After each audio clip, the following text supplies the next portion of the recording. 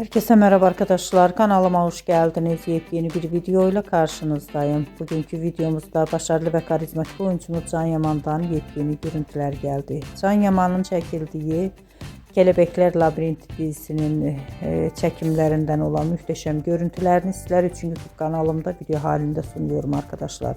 Umarım beğenirsiniz. Videomu beğendiyseniz kanalımı izlemeyi ve bildirim butonuna basmayı unutmayın. Şimdilik benden bu kadar olsun. Yeni videomuzda görüşmek üzere. Hoşça kalın.